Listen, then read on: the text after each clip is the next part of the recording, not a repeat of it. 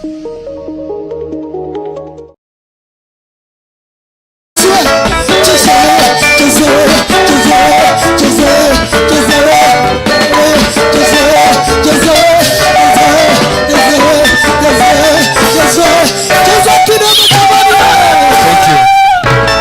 we glorify you, we thank you, we honor you again. This is a special moment that you've given us, God. Thank you for the gift of life. Thank you for this time. Thank you because we know we are in your timing. We are in the season that you've created us for. That we are entering into this new year, new moment, new version. Father, may you guide us as we get into a new sensation of more than 30,000 years to come, as we have entered into this new dimension. God bless us. In Jesus' mighty name. Amen. Thank you. You may be seated. Na ujisikie ukiwa kanisani, sio home. Niliona mchungaji mwingine aliambia watu mjisikie mkiwa home wote wakarara. Mjisikie mkiwa kanisani. Na I want to appreciate you. And I want to appreciate everybody that is with us here, because I can see the hand of God, and I can see people that are liberated. People that are free and liberated. And as we are in this topic of, what is our topic today? God has scattered them. When God scatters your enemy, He scatters them so that you can take position. If you don't take position, another group of enemy can come, or the same enemy can turn around and come. Did you know that? God will scatter them, but if you are not able to come and occupy the place, they will come and capture this place again. And if they recapture the place, it means they will be more powerful than you, because they know you can scatter them. They will be aggressive. They will even plan to kill you.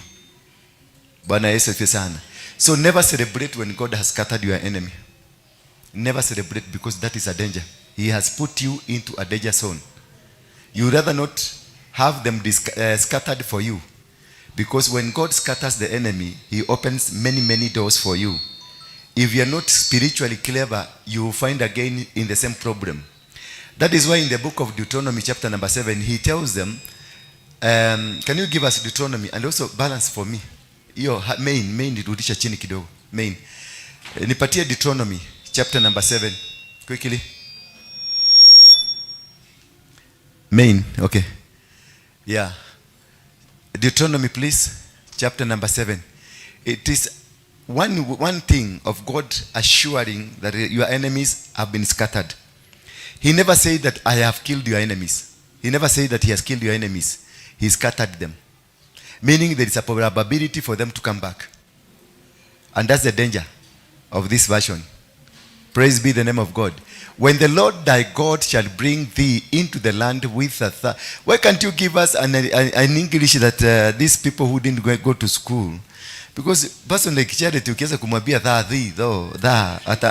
hasa anaandikianga mimi message kuniuliza thou ni nini? Na thee ni nini? The Lord your God, listen here now. The Lord your God will bring you into the land. Who? The Lord your God will bring you to where?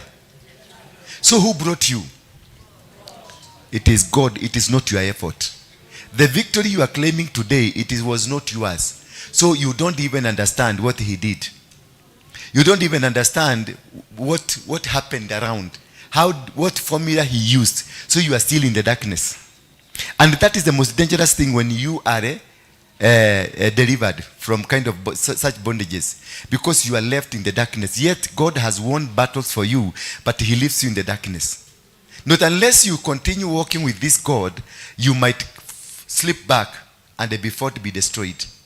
And He said, the Lord your God will bring you into the land that you are going to occupy. And He will drive many nations, He Himself. He will drive many nations out of it. if out of the land that he is taking you, he will drive many nations. He will defeat people. He will fight many people. These are the enemies. These are perceived enemies, because anything that is anti-God, because he is not removing them because he loves them. He's removing them because he doesn't love them. They are anti-him. So they are naturally your enemy, because they are enemy of your God. Are you getting me now? So he will drive them out, and he will drive many nations out of it. As you advance, he will drive out 7 nations mightier than you. As you advance. So where are you advancing to? As you walk towards the promised land, he has not requested you to go and fight for him. You are only supposed to walk towards, advance. You advance towards where he has told you.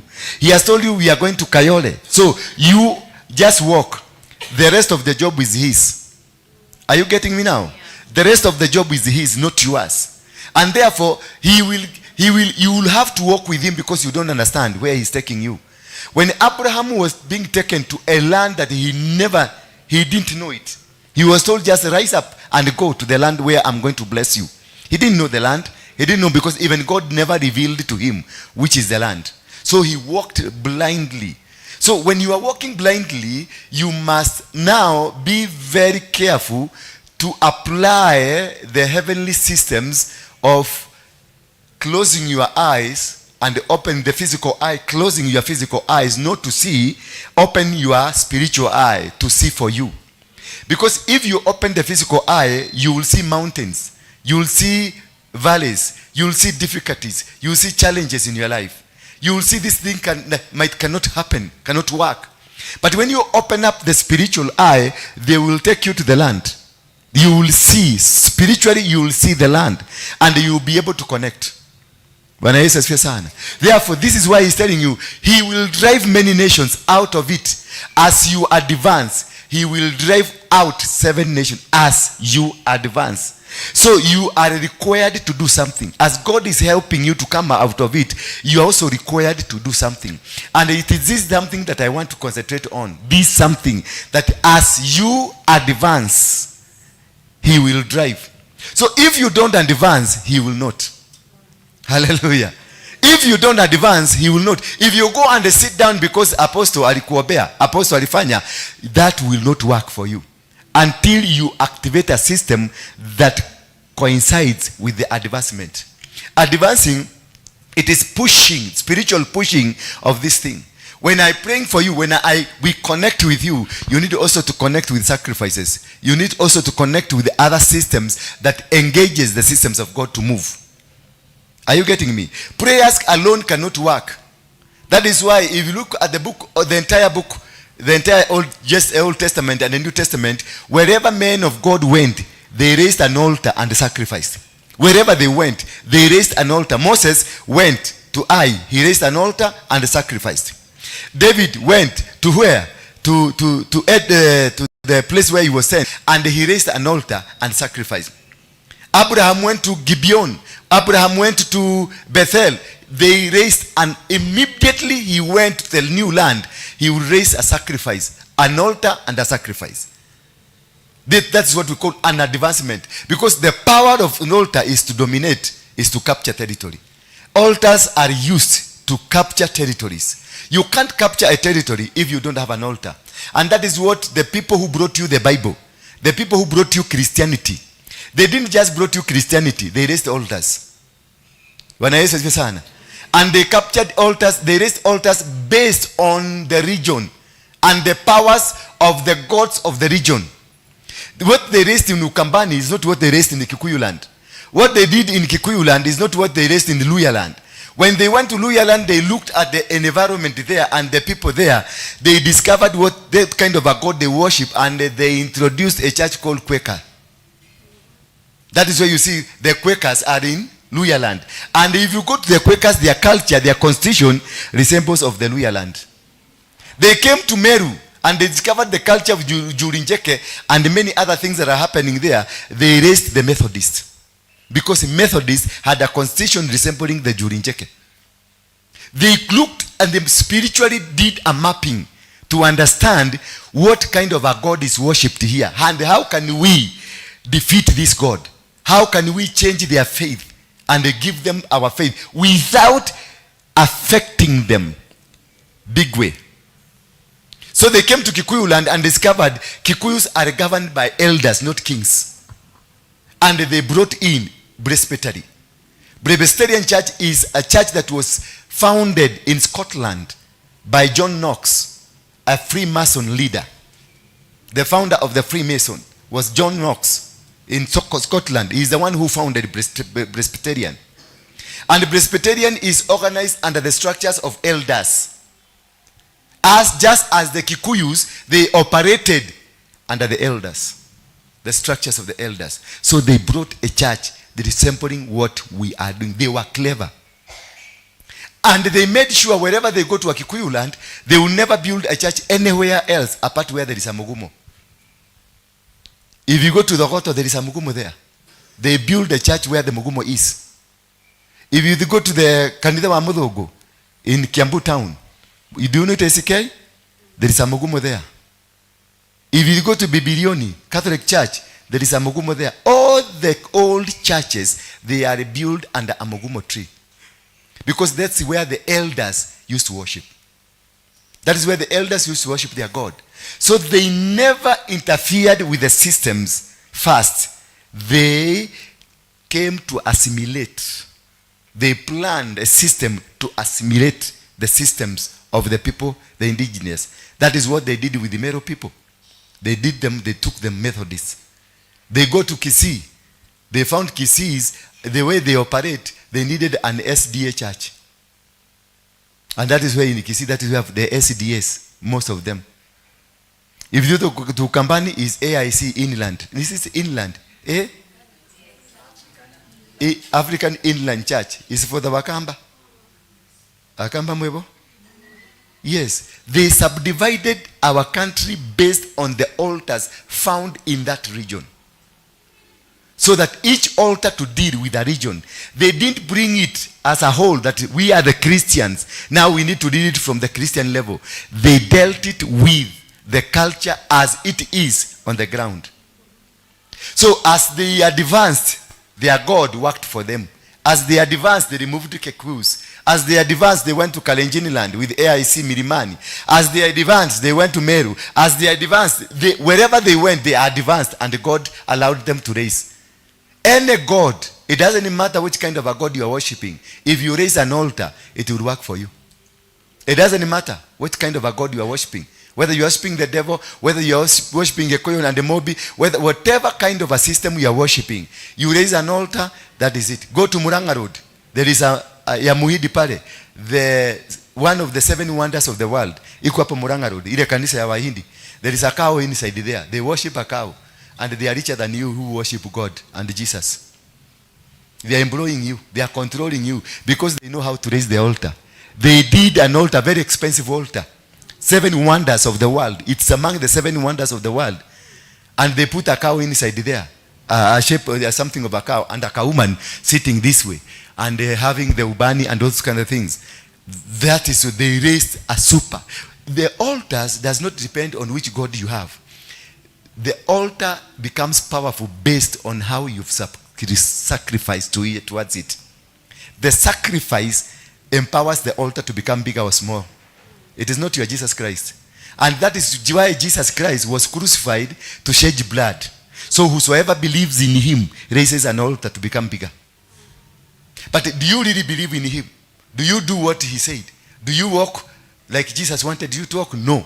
There is no single Christian who is a Christian. We have bogus Christians. Because when you go to Christianity, you have to go fully Christianity and do fully Christianity. Not a tangle with other gods. And therefore, if then say, he will drive out 7 nations larger and more powerful than you. So who is this braving? These nations are mightier and are powerful and are bigger than you. So you require something special to drive something that is powerful. You need something that is so strong so that you can be able to push out the agenda of the one that was existing. Because that which was existing was powerful because it has caused damages in your life. You are suffering because there is an altar at home. So meaning the altar at home is much stronger. Otherwise you will not be suffering if it was not stronger. So whatever that will happen to you, when God comes into your life, he removes those powerful and stronger altars than you. He is the only man, he is the only God who can be able to remove an altar. Battles are done at the altars, and that is why we raise an altar like this one to be much stronger. Every time we sacrifice here, we raise it becomes much stronger and much stronger. So you'll be able to fight an enemy. You'll be able to bring down any altar. And again, once you make this altar become stronger, it means any altar that is coming will be defeated. And even if here I am seated here, you have a bigger altar than mine, but I am in my altar, you can't defeat me. That is what Elijah did. Elijah invited the 450 Baal prophets to come to his altar. He never went to their altar. Had he gone to their altar, he would have been defeated.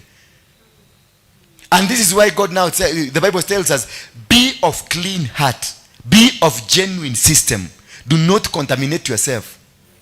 Do not do things that are not right. Because what you do right now, you are in church, but you have a kamote.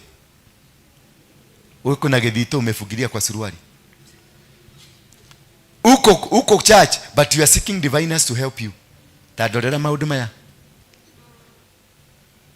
So you are contaminating. Stick to the altar that is helping. If you discover this altar has been of benefit to you, stick to it. Don't go outside. Don't go now seeking from the diviners. Because the diviners also, they have an altar. And now when you mix this altar and the other altar, they will fight.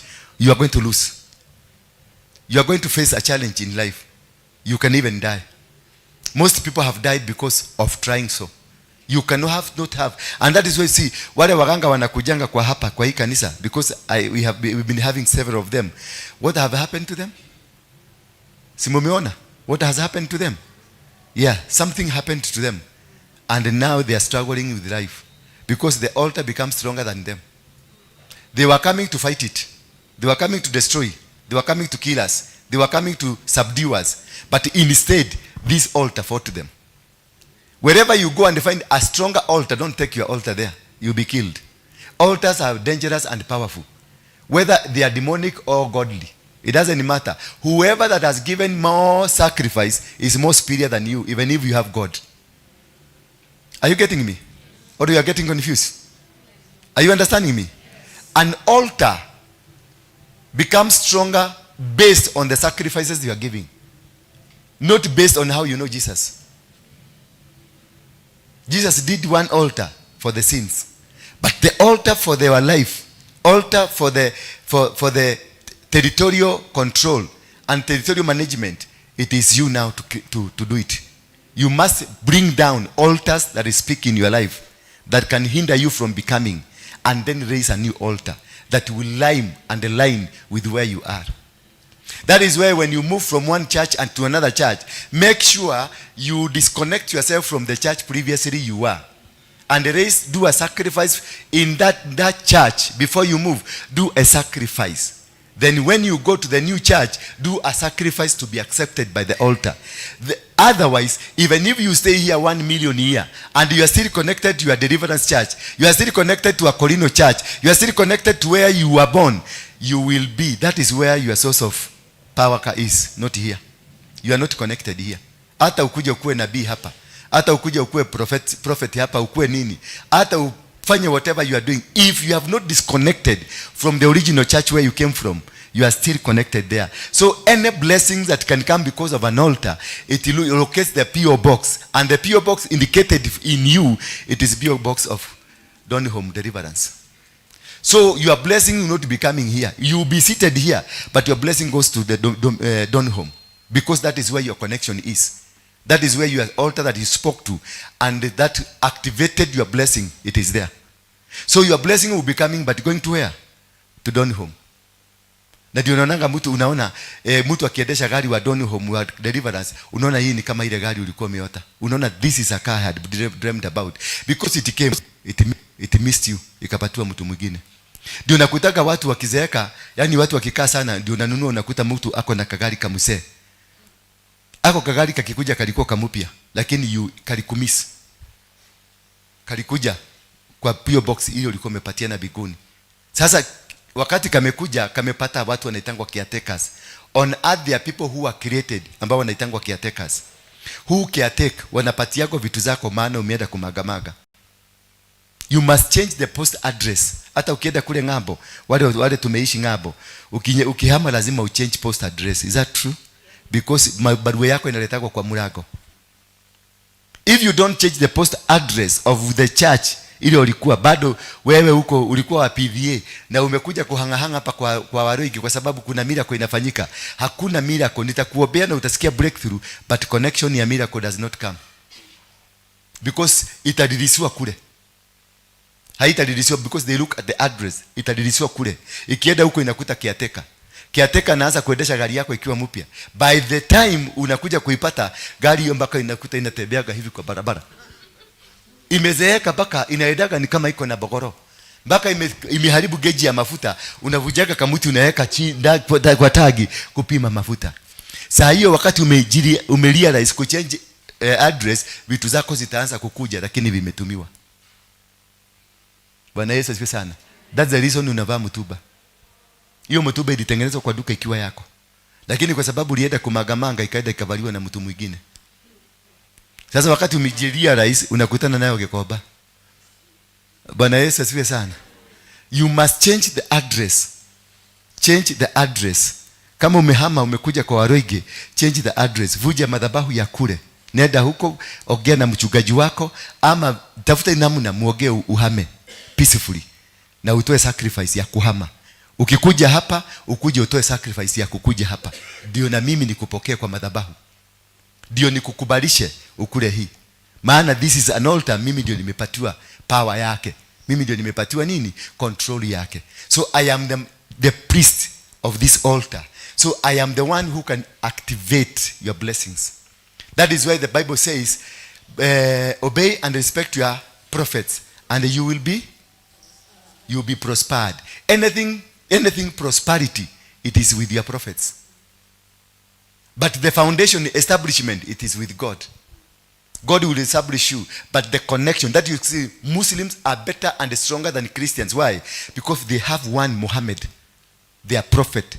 And they have established themselves under the Muhammad prophet. And therefore, that is why they are prospered. Hallelujah. They are not prospered because wanajua Mungu, because they have a prophet who connects them with the blessings. Blessings are in the hands of the prophets. Kwa hivyo wale wanaitaka wanahiuria hivi wanatoka hivi wakisema kuna ndio hele wako omenye heke ndo dakunyita. Hakuna, hata ukienda huko hautabarikiwa. So you must disconnect from me kuja kwa hapa madhabahu.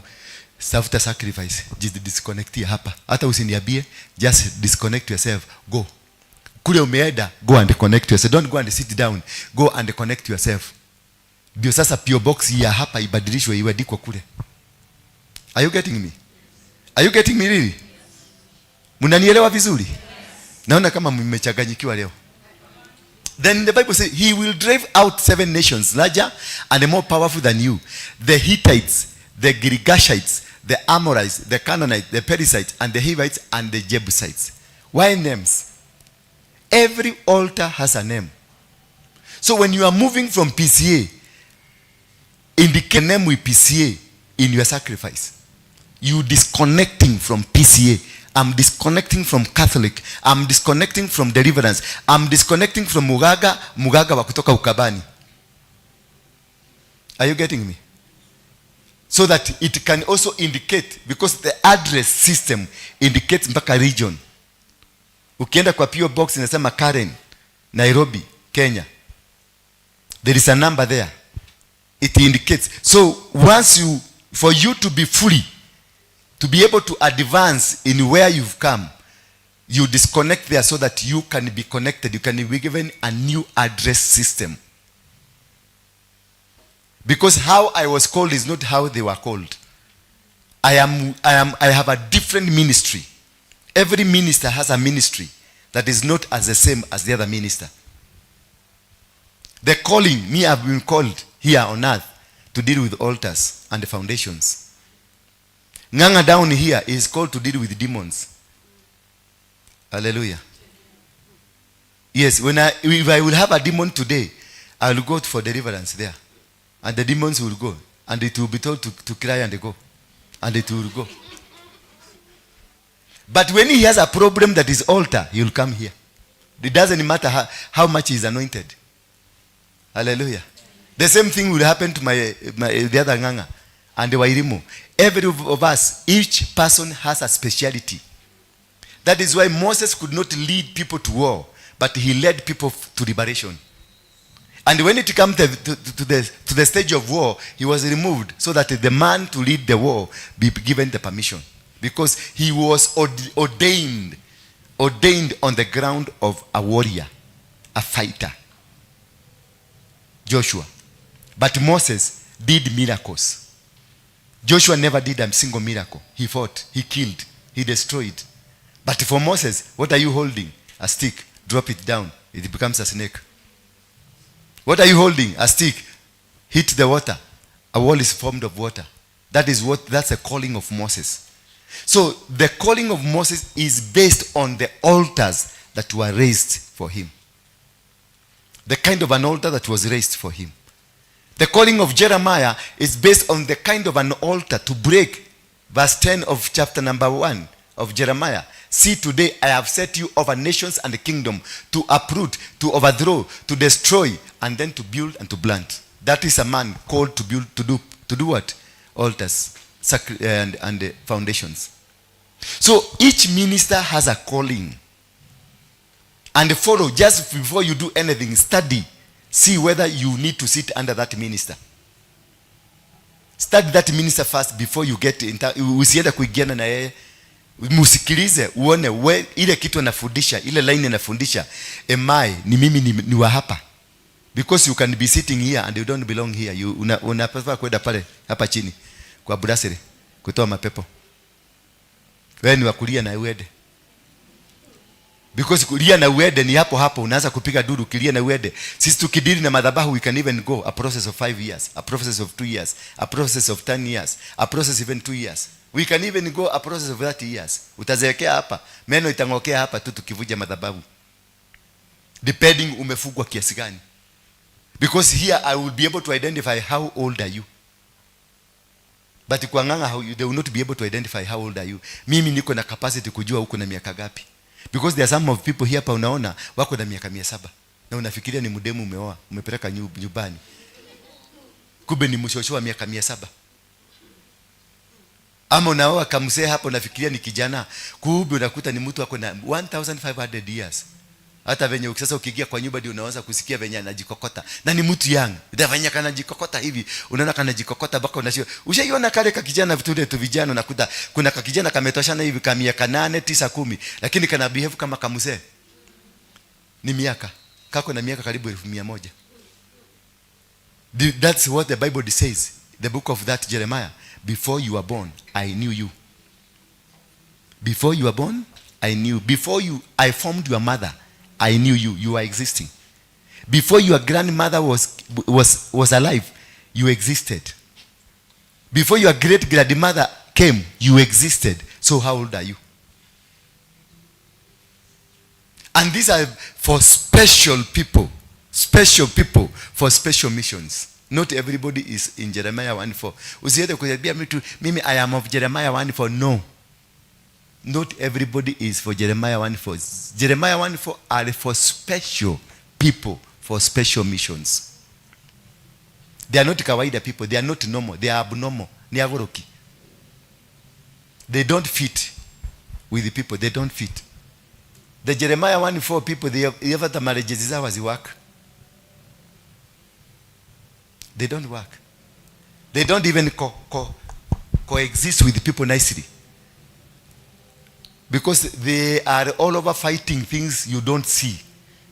And that sometimes these things they come attack. They attack wanapiga watoto, wanapiga kila kitu. Angalia kama Job, what happened to Job? Because Job is a Jeremiah 1:4. He died. Will you wait for your wife to die? Will you wait for your children to die? Will you wait for your cows to die, everything for you because of God? A Christian of today. Mtoto wako wa kwanza akufe na uendelee kukaa kwa dola. Ati ni madhabahu. Utakaa? Kwa gotire kai. Ai, modoshi yori, ndani na gai. Ukikaa kidogo unasikia buzi zako zote zimekufa. After another 1 hour unasikia ng'ombe zote zimekufa. Unakwamilia madhabahu. After the following day unasikia nyumba zako zote zimechomeka, zimewaka moto. Unakwamilia madhabahu. Kuna mmoja hapa anaweza kuvumilia? Hapa. Heaven goers. Hello. Heaven goers. Kuna mmoja hapa anaweza kubali kungojea mambo hiyo yote fanyike? No. Hata Alishababu akiingia pale saa hii, sisi zote tunaenda heaven.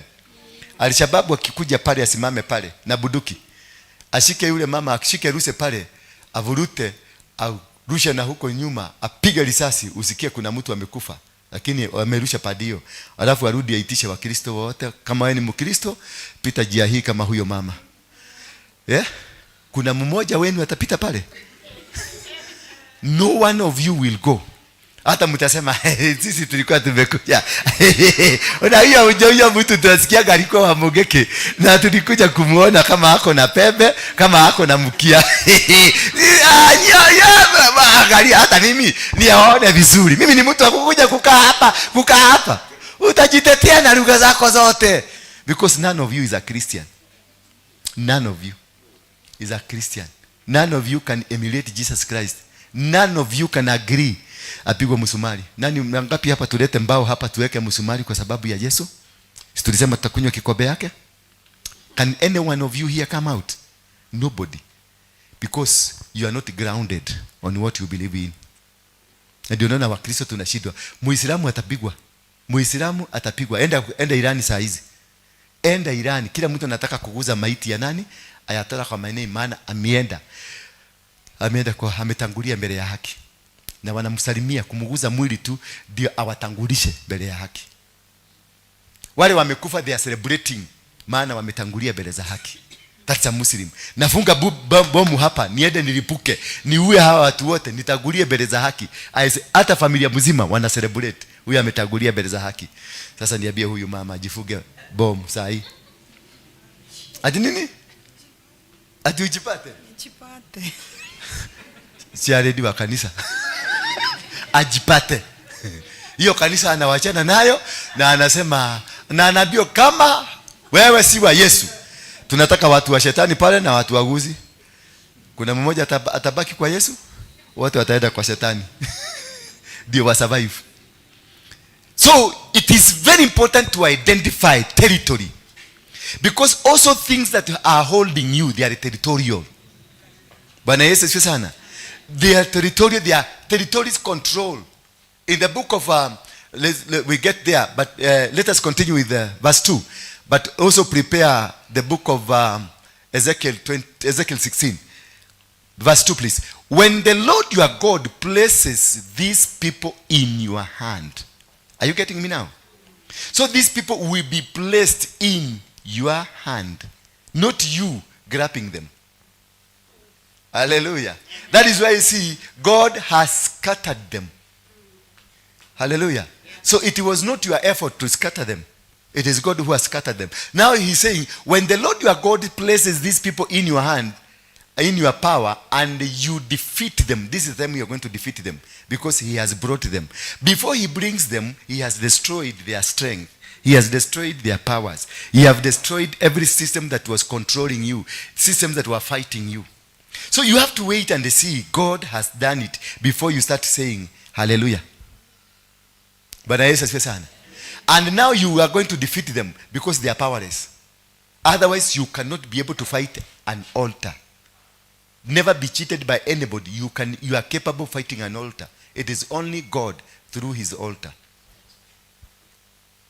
You must put them all to death when he gives them to you. Do not make an alliance with them or show them any mercy.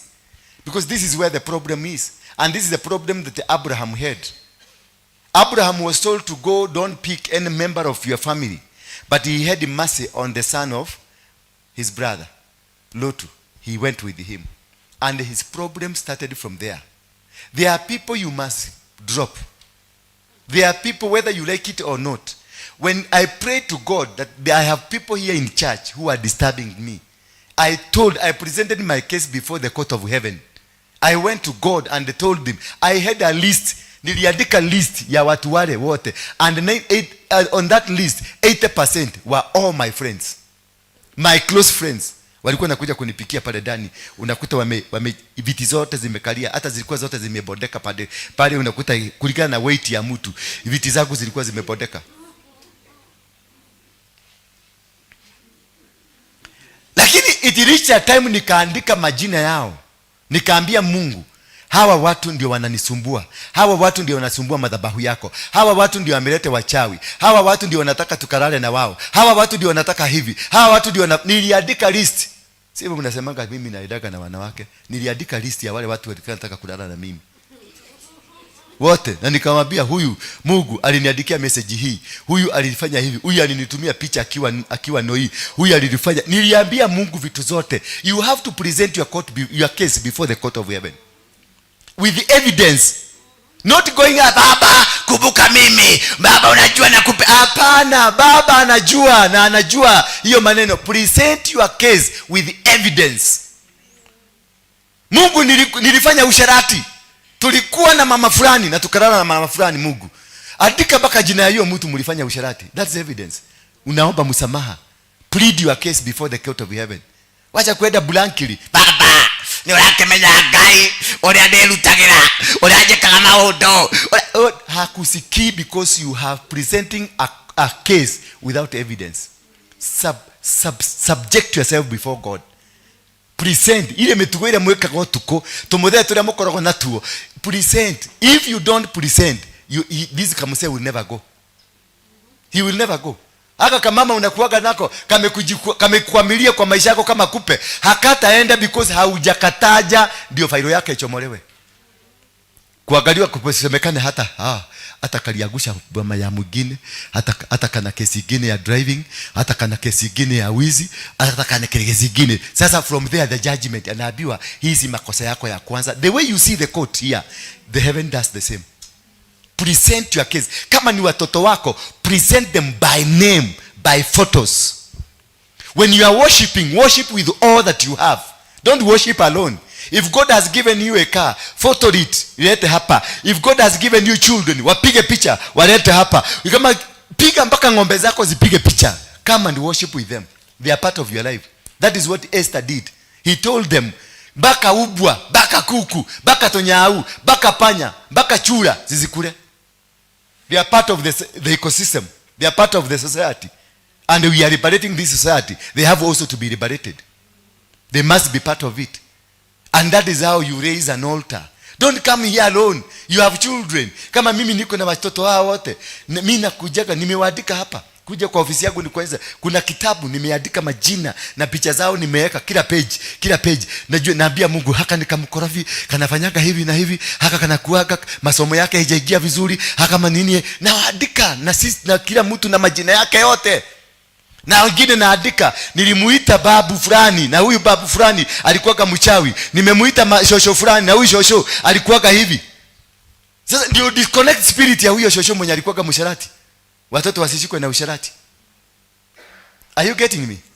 You have to indicate when you are going to the court of heaven. That is why God is indicating. Hawa watu wanaitwa Wagirigasha, hawa watu wanaitwa Wajebusaiti, hawa watu wanaitwa Waamori, hawa watu wanaitwa Wahiti. Wanalitaja majina yao so that when he is uprooting and uproot by the root of the originality of these people. Naona kama mmekuwa confused. Nimeenda deep sana. Are we flowing? Yes. Thank you. Nataka ngatukienda tunaidanisha because hii ya John najuaga inakuwa deep. Hiyo natamu na shida kwa ninaongea nini, nimetoa hii maneno wapi? Hakuna mahali nakuaga nayo, imeanza kuteremka. Ile nimeandika hapa, nilikuwa nimeandika, nimeanza topic nyingine ati how to open doors. Sasa hiyo ni doors tuna open sasa. Nimeondolewa huko, maana kuna ile kitu Mungu anataka muelewe. Maana wale watu hapa wako hiyo vitu naongelea ndio hiyo shida mko nayo. God gives a message ambayo ina depend na wale watu wako. Bwana Yesu asifiwe sana. And then when the Lord your God places these people in your power. So God knows you have a power. But until he crushes them to the equivalent of how you can be able to handle. You have to wait. Wacha kwenda kule kwenyu Kirinyaga. Pepo katika jina la Yesu ninafunja madhabahu. Na hiyo madhabahu iko hapo 700 years. Iko 1 million years huko. Ati unaenda kubomoa. Ati katika jina la Yesu na unakafefte. Na nikafefte kamuse umekuja ndio unaenda kupatiana sacrifice. Na hao wamechinja watu, wamechinja mabusi na mang'ombe zimechijiwa huko. Alafu unaenda hapo kurukaruka. Wewe ati unajua kubomoa madhabahu ya Julijeke. Wewe utakauka. Utatoka huko umekauka unatembea hivi. Utabidi waende wakuombee wao na recruit. Ukae kama wao. Don't fight an altar that you cannot be able. And don't go to a person who knows. Ukiona huyo mtu si wa madhabahu na aongelei mambo ya madhabahu, usiende kwake. Ataenda kukuinulia vita. Usiende kwake. Usiende hata kidogo. Akwambie lete 50,000 nikuvunje. Ukisikia mtu amekwambia amount ya pesa ili utatoa, toroka kabisa. Mungu hajasema, Mungu ndio ukwambia ile pesa utatoa. Mungu ndiye atakwambia. Kuna mama mwingine hapa wa Koinange, alikuwa hana pesa, hana kitu. Alileta mayai hapa. Nilimwambia wewe ingia kwa nyumba, Mungu uende upige magoti, ujifungie kwa nyumba, Mungu atakwambia kile utalete. Maana alikuwa naogopa asikuje nikose kitu ya kumuitisha. Na hakuwa na pesa, aliniambia mimi hata fare ni kuomba naomba. Nikamwambia ingia kwa nyumba yako, kuna vitu, kuna kitu utapatiwa na Mungu. Aliingia akakuta kuna mayai 6 alilete hapa. Kumbe Mungu alipokuja hapa, Mungu akaliviru, akaniambia walifugwa na mayai. Mayai yalipelekwa Mombasa kwa Mugaga. Walipeleka mayai huko, wakafugwa nayo. Mungu anakufuguaga na kile kitu kilifugwa. Na ni Mungu peke yake anajua ni nini kimekufuga, na hiyo ndiye atakutuma nayo. Haleluya. Najua mnajua kusema amen. Kwa sababu sasa hamjaambiwa mtoe 1,300. Ama mulete ploti. Bwana Yesu asifiwe sana. You must. It is a condition. You must do what? You must put them all to death. You kill anything that you think has been a problem. Hata kama ni mama yako ndio mchawi kwenu, vunja madhabahu yake yote. Vunja madhabahu yake yote. Yes. Hivyo ndivyo nilifanya kwetu. Niliwapeleka, si tulikuwa na nyinyi. Nilikuwa nimeenda kuvunja madhabahu ya mama yangu. Maana hakuwa mtu mzuri. Alikuwa wa Girod. Na unaona venye hiyo madhabahu yake ilituletea madharau huko. Mpaka tukatukanwa. Kwa sababu it was not correct. Na bado unajua huyu ni mama mzee, alikuwa na 115 years. Beleni alikuwa mama wa waganga. Because zamani kulikuwa na kanisa kweli. Watu wa zamani wote waliingia kwa waganga. Na watu wa zamani wote walichajwa. Na watu wa zamani wote walipatiwa gedito wakazika kwa shaba. Watu wa zamani wote, no, hata mama yako, hata nani, nyinyi yote tuko hapa, walipatiwa. Na hiyo gedito iko nyumbani. Na hajangoa, ni kuokoka, aliokoka, akaenda PVA. Akafuga kitambaa ya blue na akasema kumarira ndahonokire mwaka wa 1975 jigwete kuhorera na jigwete kwagirira na maundu no kwagirira maragirira, but there is a gethito kwa mshaba. Kuna gethito kwa shaba. Kuna busi alichija, kuna kuku ilichijwa. Mimi kwetu zamani hizo nakumbuka around 1980 something hapo. Kuna mugaga, mama aliletaga mugaga. Kimama kinono hivi. Kilikuja tukakalishwa chini sisi zote. Baka baba yangu tulikuwa na kaadawea.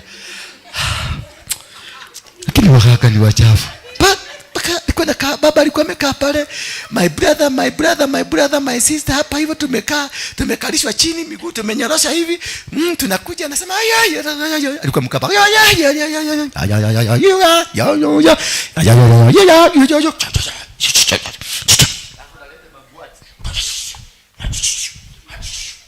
Mwagilia kitu kama mchanga. Alafu akatupaka hapa. Hiyo ilikuwa na sisi. Mama wakati alienda kanisa hakuitoa. Ilibaki. Alafu mama huyu aliingia kwa shamba. Alikuwa anang'ang'ana, mama yangu ni baba yangu na bibi mbili. Sasa walikuwa na mama yangu anapigana na ule bibi. Maana ule bibi the second alikuwa anataka kuua mama yangu. Naye mama yangu alitafutaga mganga wa kutulinda. Na ule anatafuta mganga wa kuturoga. Unanielewa sasa? So huyu mama kutulida, mshaba yetu yote iliwekwa gedito kila mahali ya kulida hivi watoto wasitukufe. Hatukukufa, lakini tuliwekewa gedhi. Hiyo ni madhabahu iko kwa boma. Ilibidi tuende na Harrison tukangoe. Bwana Yesu asifiwe sana. Maana wakati nilitajia mama yangu aliruka. Nenda taire kwa hiyo na ora negera goko. Tegithia muhahi. Lakini mimi najua maana ni memory yako Mungu alirudisha venye tulifanywa. Alafu nimekuja nimesoma mambo ya madhabahu, nika connect venye tulifanywa, nikaona this could be a problem in our family. Na nikaomba ni Mungu akaniambia kweli. Sasa nikiomba nilikuwa naona kila kwa kona ya shamba yetu kinyoka kikubwa, kikobra. Sasa nikaomba nikauliza mtu, nikamuuliza hiyo ni kumaanisha, akaniambia kuna uchawi kwa shamba yenu. Nika connect na ule mama. Maana wakati waliamka asubuhi mapema wakaenda kwa shamba, najua kihe. Mimi niliwafuata pole. Nikiona wanataka kuniona najificha. Niliona mahali pote walizunguka wakieka. Na hiyo kitu iliwekwa kwa akili. Baka just the other day nilienda huko tukazunguka the same place. Tukafuja kutoka siku hiyo tukakuwa sawa. Sasa mnaona siku hizi nimerelax. Si ndio? Maana idhito zingine. Na mama hana hatia hata kidogo. Hakuwa na namna nyingine na hakuwa na kitu kingine ya kufanya. That is the only God they knew. Umenielewa sasa? Ya mama isimchawi, lakini hajui uchawi ati kama ni baya, maana that is the only thing he knew. So it is your responsibility now because umeokoka. Umenielewa? Kama huokoki, wachana nazo zikae because you are part of them. Are you getting me now? Kama hauokoki, wachana nazo because ni familia yenu na ni vitu zenu. Na familia yenu imeitikiana nazo. Kwa hivyo hazitakudhuru. Lakini ukuje kanisa uokoke. Umese damu ya Yesu, umese na mkate, umese na kila kitu, umese na roho. Alafu nasema katika jina ninavunja madhabahu, ninasambaratisha madhabahu ya mababa, nasambaratisha madhabahu ya mchanga, warogi wote na wachawi na waganga wote na mama yako akumefugilia gedito kwa suruali. Na unasambaratisha waganga na warogi wote. Na mama yako ako na kidito hapa. Shida inaingia kwenu. Sasa umeanza kupigana na authority ile inatawala kwenu. Na hiyo authority kwa sababu ndio inakupatiaka chakula, inakufugia kasi Nairobi. Hiyo authority kwa sababu ndio inakupiaka chakula, ndio unatuma tu pesa, inakufugia maisha yako yote hapa Nairobi. Utanyenyekeshwa, unaanza kuota ndoto kirudishwa nyumbani. Unaambiwa go and pledge allegiance to the gods of home. Because a family has a God. A family has an altar. So hapa umekuja kutengeneza kamugu kawaroige, unikakupigana na kule kwenu, na kwenu nyote baba yako, madugu zako zote wanakulaga kwa hiyo madhabahu. Watakumaliza. Utakufa maskini. Ukristo wako hautakulia hata siku moja, maana you are sitting on what you are fighting. It will never give you. Itakataa, itakunyima, utahangaika dunia hii. You will never survive. Hata uende Amerika, utaenda Amerika na utakaa maisha ya geshagi kwenu. Uleikara, nitawapeleka huko Ulaya. Muende muone kuna watu Ulaya wanakaa vibaya kuliko wangekuwa hapa. Is it true? Yes. Kuna watu Ulaya walienda na walingangana, walitafuta passport hapa, visa sana. Lakini huko they are homeless. Wanalala nje kwa makoton. Under the bridge. Kenyans, I met Kenyans. Wanalala under the bridge. Alafu angalia venye mnateseka ukitafuta hiyo visa. Uende ukalale under the bridge. Sasa saizi ni kubaridi saizi. Imagine what they are going through. Because there is something that is holding them. Inawaambia hata uende wapi. Not until you subscribe to our altars, hakuna mahali unaenda. Hata uende wapi, hata uandikwe State House ama White House ya huko, dola hizo zinapita kwa mikono yako, you will still face the same challenge. That is why he is naming altars by name, the Girgashite, the Jebusite, because he wants you to deal with the originality of yourself, where you have come from, what you are, because where you have come from has a basis on where you are going. Where you are coming from has a basis of what it will determine what you are going to become. Not unless sasa uvuje madhabahu. Na ukiona uwezi vuje madhabahu ya kwenu, wacha kudhubutu. Tafuta mtu nabii ambaye is a high priest, mwenye ana uwezo, ukimwangalia ako na uwezo ya kuvuja madhabahu ya kwenu. Ndiye aende akuvujie. Atakuitisha tu mchaga, aende ulete mchaga. Ama muende tu Hata mnaweza kwenda ujifanye ni kiboyfriend, muende tu mupite huku waambie familia nimekuja, huyu mzee ni anakuwa rafiki yangu, tumetoka tunafanyaka kazi pamoja na huko Nairobi, tulikuwa tumekuja hapa mazishi, sasa ni kwenda tukasema tupitie kwa shamba. Kama ni high priest anahitaji tu kukanyaga shamba yako na apite. Hiyo kitu imeondoka. Kama ni mtu ako na mamlaka hiyo, usiende kutafuta kana kapasta kakwenu ati kwa sababu kanapigaga mayoye kakiomba kesha usiku.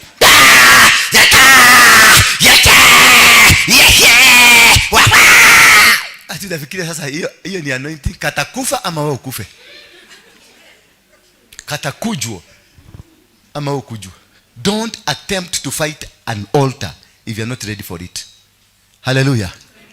Don't show the mercy. That is why he's telling, don't show the mercy. If you give them a single mercy, what will they do to you? The book of Judges chapter number 6.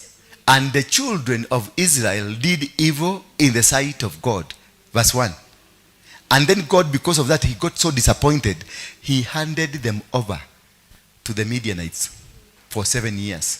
Maana Joash the father of Gideon alienda akakaa na Waameleku chini, wakampatia ka gift, akakuja akakaeka kwa madhabahu kama haka sasa.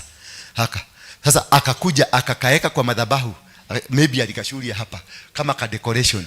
That is what costed these people to suffer. Mungu akaondoka kwa hiyo nyumba, maana compromise. He compromised.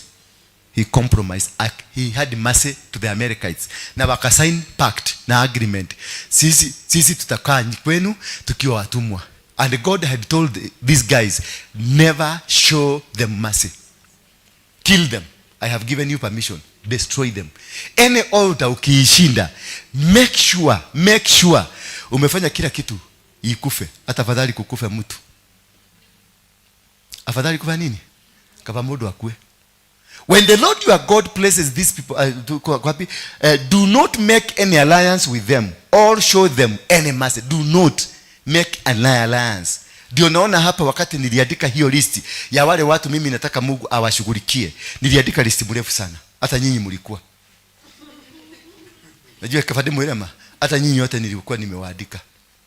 Nikaambia Mungu, mimi hawa ni makwekwe tupu, maana wamenisubua. Ni maragiri ya ginya ajokage ukohoya, because nilikuwa naenda mlimani kila wakati. Sasa mama kama huyu ananiambia kuja nikakununulia kanyama, si unaona nimekosa kwenda mlimani? Mungu ananiuliza nikio tano kakirema na nigogwe tere ile, unakumbuka yule mama na kanyama kale alikwambia, alafu mkiachana mlifanya na kila kitu kafujika, ukasahau na Mungu. Sasa ukisahau na Mungu nini inafanyikana? Unarudi nyumbani. Maana ile siku unaendaka kwa mlima haukwenda. Na Mungu alikuwa already ashafika kwa mlima amekojea. Haukwenda, ukarudi nyumbani. Mungu kujiona kuuliza katana geuka kwa dhiako. Sasa kumbe kimama kilikufumbua. Sasa nikaona hiki kimenisubua, hiki kimenisubua. Yaani nikaona ni list kubwa sana. Ilibidi niandike list ya watu wote nimwambie Mungu, katika haya mimi nimesubuliwa. Huyu alinifanya hivi, huyu alinipiga kiss, huyu alinisimuch, huyu alinifanya hivi. Nikaandika vitu zote. You write them down when you are going before God to a court of heaven. Write them down na uandike wenye walikufanya. Maana inaweza kuwa nilikufanya kwa Mungu inakubalika. Umeona? Na hiyo aiseme wachana na hiyo idhuru. Aigine wali kuja ukamumunya mdomo na kwa Mungu bado inakubalika. Anasema hiyo dhaidhuru. Kuna mwingine anafanya hivi, hiyo haikubaliki. Sasa hao wote waliwekwa kado. Na ndio naona watu wengi hapa mlikuwa mnaona ni kama ndio wenye kanisa, hawako hapa. Bwana Yesu asifiwe sana. Na mimi sikuwagi na pain, maana nafurahi. From that time the flow of the Spirit of God in me ilianza kuflow vizuri. Na nilikuwa nimewekwa kwa mtaro. Nilikuwa hapa na bweka tu. Kama saa hizi ningekuwa nimechoka nikuhubiri. Maana nilikuwa naruka. Mnachwa!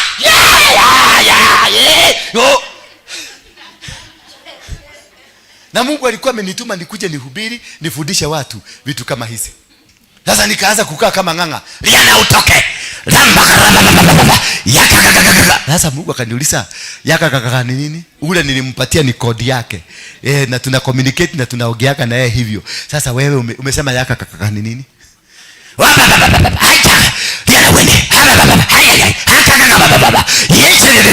nyundo hiyo.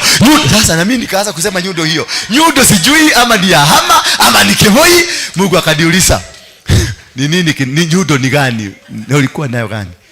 Because communication ile Mungu alicommunicate nayo na mimi, kuna kodi alinipatia, na hiyo kodi kama ile ya e-citizen, hiyo ndio ananifunguliaga mlango yangu, tunaongea na yeye. Sasa nimeanza kubweka hapa kama ng'ang'a. Na ng'ang'a hiyo ndio kodi yake. Tangu zamani mimi nijue ng'ang'a. Hiyo ndio nimejua. Na hiyo ndio imefanya Adhrive ajulikane Kenya mzima, ajulikane kila mahali. Tetemeka. Na unaona mtu anaanza kutetemeka. Sasa nilikuja hapa nikaambia huyu mama, tetemeka. Ananiangalia tu. Tetemeka. Hakutetemeka. Acha hivyo. Bwana Yesu asifiwe sana. Operate in your code. Operate in your code. You will be successful. You will get the right people with that code. Maana kuna watu wameitwa. Mumeitwa kwa sababu ya the code I have. Hallelujah. Verse 3 please. Do not marry any of them, and do not let your children marry any of them. Unasikia condition ile Mungu ako nayo? Do not even allow your children waoane na wao. Ama wewe mwenyewe wewe ufanye mapenzi na wao. Sasa imagine wewe huko kwa yuko, mimi nianza kufanya mapenzi na wewe. What will happen to me? Utanimaliza. Your altar itanimeza. Mimi ndio nitaisha, si wewe, kwa sababu umekuja with mission. Ndio walikuja hapa na mauchawi na maugaga, ndio waone kama wametikama. Kuna kama mama kingine kalikuwa kanakaa hapa, kalikuwa kanakuja na gedhito, kanishike na kakaniambia, Roho, the spirit is saying. Kumbe ni spirit ya wagwana ndio alisema. Na siku moja kakaniletea nini, kakaniletea kishati gini hapo, kakaniletea hapo nivae, na nikavaa. Nilipovaa nikaanza kuzikia gunyerere kwa mwili. Na siku hiyo nikakasadia ka message kanini ka emojo kale kakamutu kanafanya hivi. Usiku na nilimtumia saa 6 usiku. Sasa niambie saa 6 ndio nitume ni nini iko imenitendekea? Maana aliactivate nikiwa kwa ofisi, nikaenda kulipukia kwa nyumba. Mpaka ikabidi nitume ka emojo. Hivyo ndivyo wanakamata mtu. Hivyo ndivyo wanakamata mtu. Bwana Yesu asifiwe sana. Hizi tu message unaona unadikiwa twigi, nitakukamata wewe. Na kuna mwingine hapa tu ametoka, lakini alinitumia akiwa uchi. Picha akiwa uchi mzima hivi, na akanionyesha, akaniambia mali yako hapa iko sawa. Na asubuhi nilipoamka nilimtumia kama emoji. Because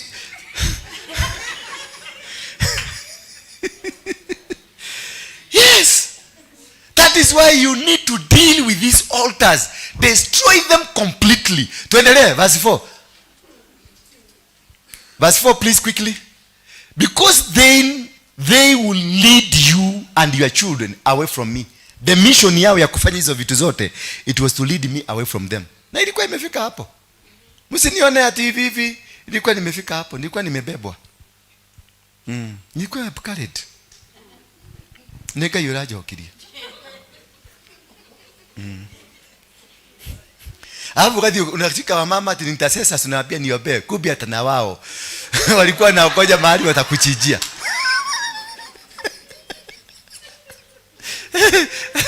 Hata nitasesa ati ya kanisa. Kumbe wao ananiwa angarugo kirari yake. Ndio wanalikuwa, yani an opportunity has come. Na unakuta akisema hapa, thank you Father, I glorify, Father, I thank you Father, holy makaya boss. Kumbe anarudisha shukrani, ameletewa mtu kwa mikono. Na unasikia you shall smite them. Hallelujah. Tuendelee hiyo verse nyingine. Verse 5. So then tear them down. Hapa rudisha 4. Hatuko tumemaliza 4. 4 please. Yes, Lord, and worship other gods. If that happens, the Lord will be angry with you. The reason they are trapping you is to make your God to be angry with you. Ndio akasirike na wewe, wapate mahali ya kukupigia. Hakuna mtu ana uwezo wa kupiga wewe kama Mungu yako ako na raha na wewe. If God is still smiling at you, nobody can touch you. Nobody can defeat you. And that is why ukiangalia all that time nilikuwa na hasira nyingi, maana walikuwa nataka kunirushia hasira. Uzuri ya Mungu yangu, tumetoka na yeye bali. Kutoka siku ya Mogeke. Imagine kule tumetoka na yeye. Kutoka kwa Mogeke, kutoka huko kwa wiki hii, kwa nini kupada na yeye hivyo akinishughulikia nikilado na maidho madho gwani. Kaoleo mwe. Alikuja na mimi akinipenda. Maana na mimi nimefanya struggle ya nchi hii sana. At least hiyo struggle ya kutetea nchi, I think hiyo tumaombi tudogo tu wa mama wazee na nini, na hii kukaa na hawa wazee ndio ilinisaidia. Maana immediately nilianzisha ministry, nilitafuta hawa watu wazee. Nimekuwa nikiwapatia chakula since then. Huko City Stadium. I have never, every week napatia nanga kitu. Kama si, na wengine hawa viwete wote na hawa viwete na hawa oni wote na walipia gafea wote, na alafu na wapatia kakitu hiyo kale kanyamu utakejile dio kale ende sasa ukuje na unifugie hivi uone kama utaniweza. My God will do it. Si ulijaribu ukashindwa? Bwana Yesu asifiwe sana. That is why God has always won battles for me. Otherwise siwezi. Nairobi utoboe, niambie pastor moja ametoboa. Anaitaka kuambia kuobe, kumbe ni wao. Sasa anaambia makobra, manyoka, tigers, wote. Sasa wanakuja wananiambia sasa. Niko sasa usiku kama umelala unaobewa, unasikia umemezwa huko kwa tumbo ya nyoka kama nani? Kama Jona. Then anasema the Lord will be angry with you and destroy you at once. So they pick a war yako na Mungu. Ndio Mungu akupige. Wanatafuta, maana wanajua hawawezi kukupiga, hawana uwezo, maana you are chosen. So what they will do, they will inflict something that will cause God to be angry with you. Ndio Mungu akugoge. Bwana Yesu asifiwe sana. Verse 5.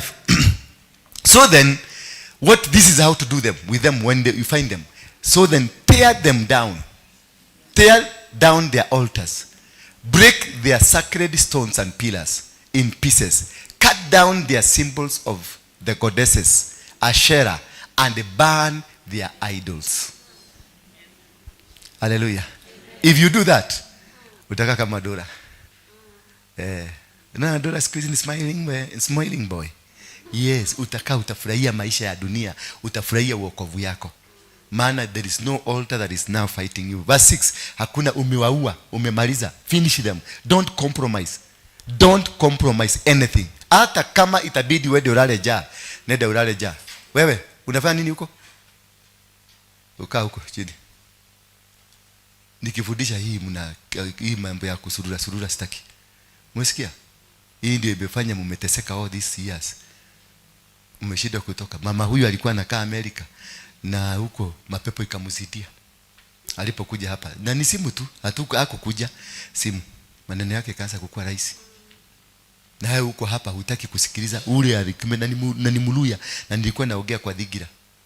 Na akasikia kwa Thigira. Atisikia Kikuyu. Na wewe ni Mkikuyu. Hata nikijaribu kupiga mpaka gitaa hausikii. Bado una. Bwana Yesu asifiwe sana.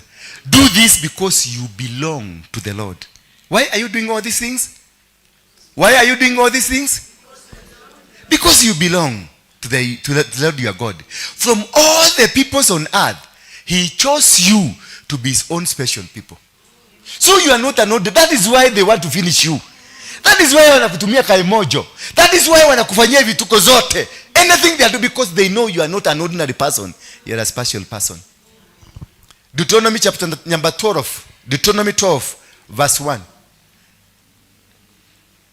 I want to show you how again you need to do so that you can be able to win this battle. These battles have, here are the laws. After that now, amekwambia venye utabomoa. Sasa these are the laws to use. Here are the laws that you are to obey as long as you live in the land that the Lord your God has given you. God of your ancestors is giving you. Listen to them. Are you getting? It is not your land. It is the land of your ancestors. So you cannot be exonerated by the altars that were raised in the land ya baba yako. You cannot be exonerated. Because land ya baba yako haikuwa ya baba yake, ilikuwa ya Guka. Haikuwa ya Guka, ilikuwa ya Guka wa Guka. Haikuwa ya Guka wa Guka wa Guka, ilikuwa ya Guka wa Guka wa Guka wa Guka wa Guka. So you are not exonerated from the altars that exist in that land. Maana sio yako. Kuna madhabahu zingine ziliinuliwa miaka 300 iliyopita. Na wewe umeokoka tu hapa kwa Harrison Ng'ang'a, miaka 2 unakimbia nyumbani kuvuja madhabahu ya nyumbani. I bring you down. Utakufa na utamezwa na hiyo altar ya huko. Na itakumeza na ulale hapo ndani na wakusahau. Here are the laws that you are to obey as long as you live in the land that the Lord, the God of your ancestors is giving you. Listen to them. Listen now. Are you listening? Tuendelee verse 2. Ataya listen. Huyu yako na madhabahu. In the land that you are taking. In the land that you. So anywhere you go, either it is a marriage, either it is a church, either it is a business unaanza, whatever that you are going to do new, these things are happening there. In the land that you are taking, destroy all the places where the people worship their gods on the high mountains. Destroy on the high mountains where bwana yako alikuwa naedaga na wasee pale. Kuna mahali bwana yako alikuwa naedaga mahali anaita wasee wanakula kamuratina ama wanakunywa chupa. Kuna mahali alikuwa nazoea kukaaga. That is an altar. Destroy it. Bwana Yesu asifiwe sana. Na wewe kuna mahali ulikuta mama yako wanaedaga kukaa wakikula moshane na mama wengine. That's an altar. Destroy it. Hallelujah. Kuna mahali baba yako alikuwa anachijiaga. Kuna kamuti wanakaaga pale. Kwa hiyo mti wanakaaga na hapo ndio wanachijiaga. That's an altar. Destroy it. Bwana Yesu asifiwe sana. Hata kwa wewe ukiokoka, kuna mahali wakati tulikuwaga walevi na ulikuwaga mlevi ama ulikuwaga mtu wa kukaa biguni. Ujai meza? Pastor. Ujai meza? Kidogo. Ulikuwa na mezea wapi? Ushago nyumbani. Kuna mahali kwa kamuti mlienda mlikuwa mnakaaga. Nikatai, lakini kuna mahali kwa kona ya shamba mlikuwa mnakaaga. Is that true? Na wa marafiki wakikuja, hapa kuna madhabahu ndio inakuzuia uendelee. Hiyo ndio inakuuliza unatuacha ukienda wapi? Enda uvuje. Bwana Yesu asifiwe sana. Kuna mahali kwa nyumba, ana kwa broad, hata sio kukunywa tu. Kuna mahali wakati wageni wamekuja, kuna mahali kuna chijia kwa kuku ama busi. Kumezoea hapo ndio wanachedaka kuchijia. Hapo hiyo ni madhabahu. Enda ubomoe. Hallelujah. So anasema namna gani? In the land that you are taking, destroy all the places where the people worship their gods, on the high mountains, on hills, and under green trees. Every green tree, ukiona kimuti kimuzee kwa kobaudi yenu, hapo kuna madhabahu. Hakijai katwa, hapo kulikuwa wanapumzika, hapo ndio walikuwa nakulia muratina. Na mahali popote palikuliwa muratina, shosho alipatiwa na kukaa alipatiwa. Hapo ndio ilikuwa center ya kuamsha maroho ya wale walikufa. Kwa hivyo hapo ndio wanajuaga, hapo ndio wanakujiaga. Edo vuje hiyo madhabahu. Bwana Yesu asifiwe sana. Sasa si mumetosheka leo? Umesikia vizuri? I was about to talk about the territorial. Hiyo territory yenu. How it is controlling you. Give us Ezekiel 16 verse 1. Ezekiel 16 verse 1. Ndivyo nilikuwa nimejitayarisha huko. Wale wako. Ukikaa kuishi maisha ya kukontroliwa na Holy Spirit, you are nobody. Jisahau tu, just forget yourself. And just relax, wait to be told. Ezekiel 16 verse 1 nasema, the Lord spoke to me again. Again. Kwa hivyo alikuwa ameongea. Again. Akamwambia namna gani? Tuendelee mami. Mortal man, he said, point out to Jerusalem what disgusting thing she has done. Version zingine zinasema abominations. Ni abomination. Ni abomination. Abomination. Abomination. Abomination. Abomination. Sasa si masomo ni yako, wewe ndio ulijisoma, si wewe ndio unaelewa. Si yako, si mimi wachana na mimi nielewe venye naelewa, as long as najua ni nini. Other verses zinasema about abomination and they point out these disgusting things that he has done. Jerusalem, ni Jerusalem inaabiwa. Mtu wa Mungu anaabiwa, nenda waambie Jerusalem vitu ambavyo ni chukizo ambavyo amefanya. Ni gani? Verse 3. Tell Jerusalem what the sovereign Lord is saying to her. You were born in the land of Canaan. Weka full stop.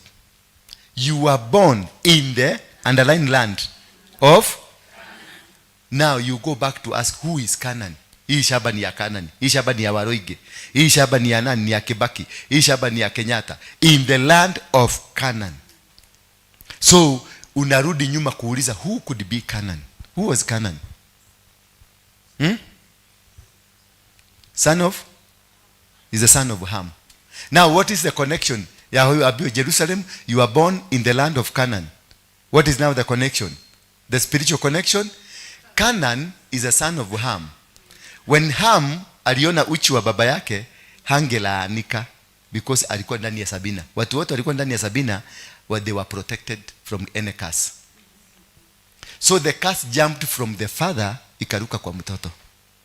Kama ile ya Daudi ikaruka kwa mtoto wake. Because Daudi hangelaanika. Are you getting me? So the curse iliruka. Curse ya baba yako unaweza kuwa ndio inafanya usafa za hizi. You might be suffering because of your father. You might be facing challenges because of your mother. Sasa iliruka ikaenda kwa mtoto. Sasa mtoto ndiye alilaaniwa. Na kulaaniwa kwa mtoto, alienda akanunua shamba. Hapa hiyo inaitwa Canaan. Ni shamba ya huyo mtoto. Sasa nao watu wa Jerusalem kama hapa Nairobi wakakuja wakajenga Nairobi hapa Jerusalem is a city. Wakajenga city in the land that was bearing a name that is carrying a curse. So that is how your land can affect you. That is how your land. Maana hiyo land ya kwenu walichinja mabusi na wakanena maneno hapo. Katika hiyo land yenu waliita shosho, roho ya shosho, waliita roho ya guka, waliita mavitu, walifanya mavitu. Katika hiyo land yenu ndio your brother alisakamosaisiwa akamwaga damu hapo. Anywhere blood was shed because of a sacrifice or because of a particular reason, it is an altar. And the altar will speak according to that land. And according to what was said. Megabo. Ndio tunasema megabo na ingoki na irumi. Are you getting? These are things that come from your mouth. Megabo.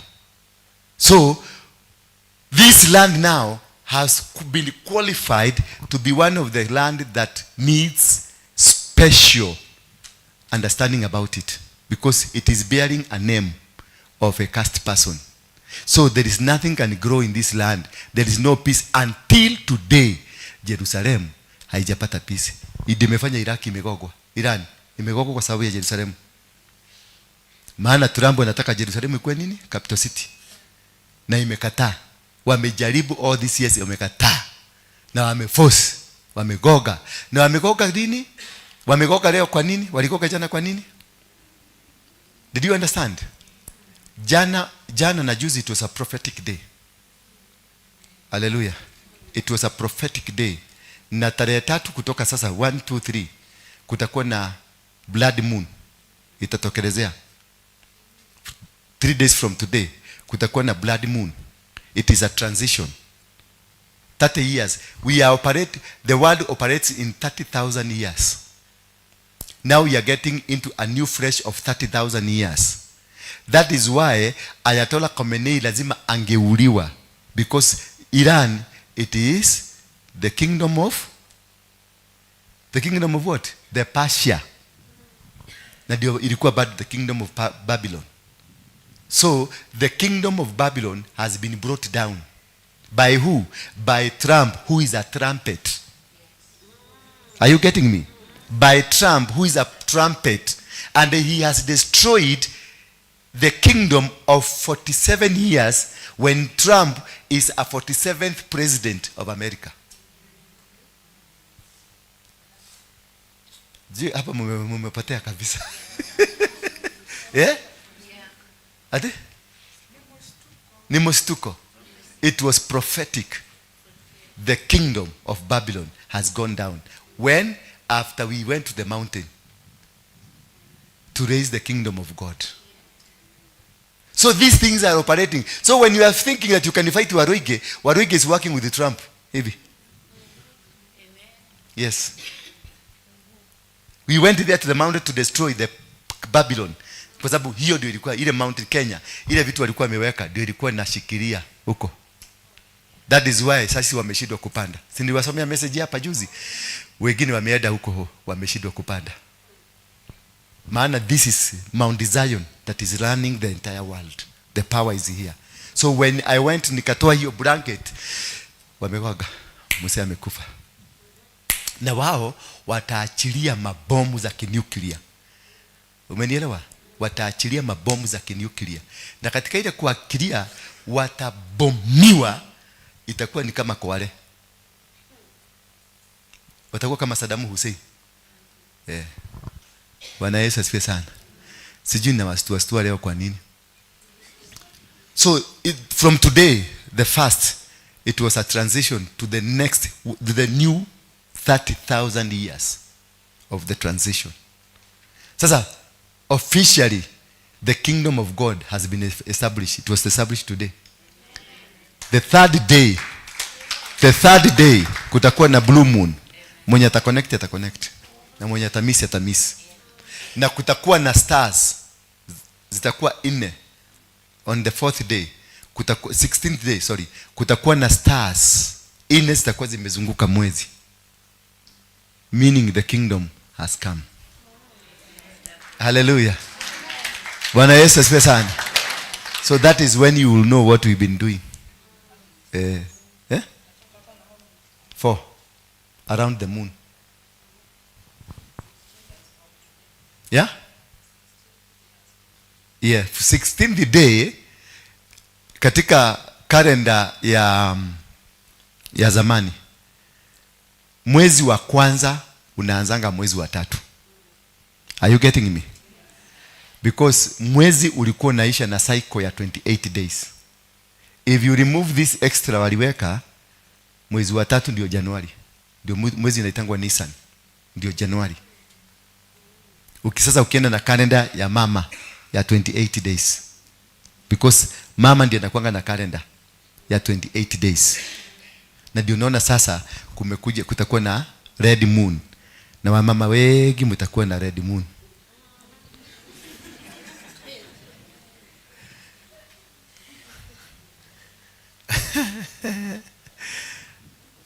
Kama kungekuwa na watoto ningewafundisha kitu kingine. Bwana Yesu asifiwe sana. Ciaredi tini ikora wana horocio ne kwiro njira go njuge. Acha kuniangalia na macho ya huruma. Bwana Yesu asifiwe sana. So the transition you are about to experience from today.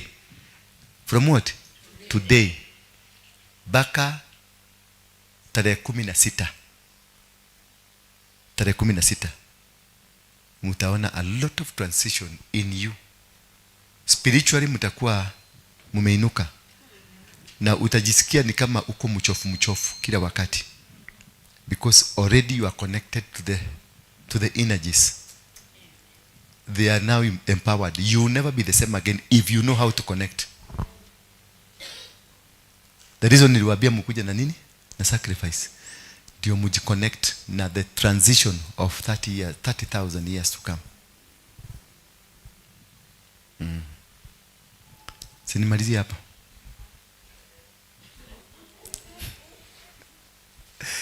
Yeah. Then tell Jerusalem what the sovereign Lord is saying to her. You are born in the land of Canaan. Kwa hivyo tumejua the land of Canaan is associated with who? The father Canaan, who was cast. Now, number 2, your father was an Amorite. Who are the Amorites? Yeah? They were idol worshippers. Those are the people ambao walilala na manini? Walifanya incest. Na wakarara na aliens. Wakasaa giants. So your father comes from a generation that was against God. That's number 2. Number 3, and your mother was a Hittite. Wahiti walikuanga wachawi. Wahiti wote walikuwa wachawi. And your nini? Your mother was a Hittite. Tuendelee for. When you were born, no one cut your umbilical cord or washed you with rubbed you with salt or wrapped you in clothes. Meaning, your umbilical cord connects you with your mother and your father. And what connects you with your mother and your father connects you with your land. So for you to be free from the connection of your father, your mother, your land, the umbilical cord ndio ilikuwa inakatwa disconnect from the things of your parents, from the things of your land, from the things that inaweza kukufuata. Ndio maana tulikuwa tunakatwa kitovu na kinafanywa sherehe. Sasa hiki kitovu kinaweza kia huyu hakikukatwa. So this man is still connected to the curse, connected to the Amorite, connected to the Hittite. So who are you? It is a connotation. So you are much dangerous than anything because wewe ni connotation. Mixed grill. Ya tabu ya kutoka kwa mama yako, tabu ya kutoka kwa baba yako, na tabu ya shamba ya kwenu. Are you getting me now?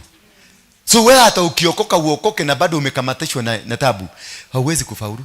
Utashida hapa ukiomba, ukiambia Mungu nione, Mungu nikubuke. Kaide ndare gadena, urare gadena na do disconnect. Ndio tunafanyanga ibada ya kukata kitovu. Ni kudisconnect from your ancestors. Disconnect from the land. Disconnect you from your mother, from your father. Then you are disconnected. From there, you operate alone on your new kingdom. Because when you are disconnected from the kingdom of your father, your land, your father, your mother, that's a kingdom. So when I disconnect you, you create a new kingdom. You get out of the land of your father. And this is what happened to who? God did cut the umbilical cord of Abraham from Terah, so that he can be able to bless Terah from the blessings that his father, he can be able to bless Abraham from the blessing of Terah. Because Terah was an idol worshipper. So whatever Terah had, the land and everything was contaminated. Had idol worshipping. And God didn't want kumix hizo vitu. Alitaka huyu mtu akuwe clean. Ndiye alimwambia toka. Alitaka kukata kitovu, kumuondosha, kumtoa from the lineage of his father. Are you still connected to the lineage of your father? Na wewe ni mama msee. Na wewe ni kimsee. Yeah? Bado nakibiriaga kwa mama yako kukaa huko. Na unasema uko na shamba huko. Ndio maana hautapata shamba. Akotanya kakamugoda karaga kwa nyini kwa inherit, hutapata shamba yako because you have refused to disconnect yourself. Because God has a blessings for you. Anataka kukutuma kama Abraham aende akaubariki, lakini bado umeshikilia shamba ya baba yako. Ikaili yako. Utakufa maskini. Because hiyo shamba ndio alifanya makafara zake zote. Hiyo shamba ndio alichinja mabuzi zake. So you will never outgrow. You have to be subdued by his own altar. Get out of your father's compound. Get out of your father's place. Go and build your new. God will bless you. God does not send you with anything. He sends you where he even don't tell you where you're going. He just sends you. And if you obey him, he will open doors for you. Just obedient. Hiyo tulisoma Deuteronomy chapter 28. You just obedient. Milango inafunguka. And you keep the doors of blessings open. Bwana Yesu asifiwe sana. Nimechoka leo. Nasikia chakula hiyo mmekula imewatosha. Yeah? Yes. Mutireda kuinuka? Angalia watu. Angalia watu. So, in the book of Revelation 3 verse 8. The book of Revelation 3 verse 8. Sijaiona class attentive kama hii ya leo. I know what you do. I know that you have literal power. You have followed my teaching and have been faithful to me. I have opened a door in front of you which no one can close. So that is the beauty. That's the beauty of obeying God. That's the beauty of sitting down to be taught the word of God. Sitting down to be taught the word of God opens a door for you. Because God is watching. He's watching over you. Hata hivyo naona mnakatalia hapa, anaona. Ni mimi tu anahurumia. Mati kenyuile mwana wako muno. Naginya mati ruta akanyamu. Bwana Yesu asifiwe sana. That I know what you do. I know what you have a little power. Yani hauna power, uko na little power. Because you are not empowered with the word that nimewakufundisha leo. Now you have the power. Sio ile ya uburu. Msiende kusema mnataka power. Ndio mpata nini? Power. Ama aende bwex, wanaana siku hizi anasema anataka bwex. I know what you do. I know what you have a little power. You have followed my teachings and they have been faithful. That's the beauty of following the teachings of God. That's the beauty. There is a reward for that. There is a reward and God will give you a reward. Because of listening to his word, then he will drive you to where you are supposed to be. Then verse 2, verse 8, verse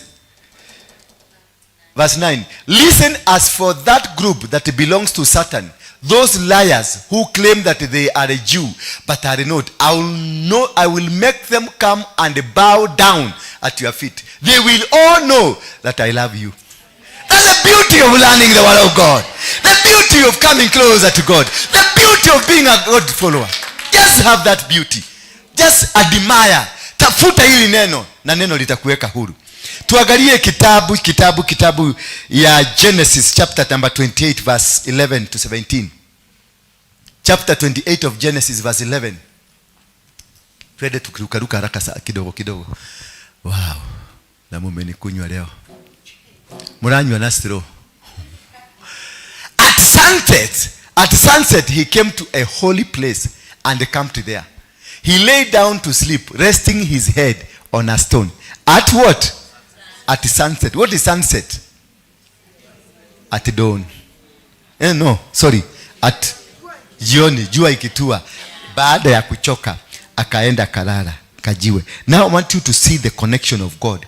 When you are at the right place, doing the right thing, being in the right position, things just happen to you. And you find yourself where God wanted you to be without knowing.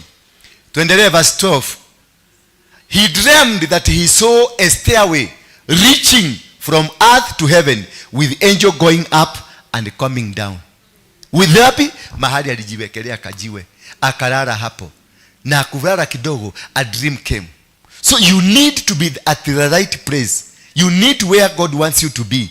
And then things will open. When you're operating on a land that is clean, on a place where ancestral spirits are not working against you, things will just open up. Things will just work. You will start seeing dreams. Na unaona vitu ambavyo vinafanyika. Verse number 13. And there was the Lord standing beside him. I am the Lord, the God of Abraham. You see now? The connection. Huyu ni Jacobo. Alikuwa ametoroka ameenda kwa Labani. Sasa kimechukuja, kimechoka, kinasikia na kinaogopa kisiende kuuliwa. Sasa kilipokuja, kilienda mahali kililala. Unajua ni wapi?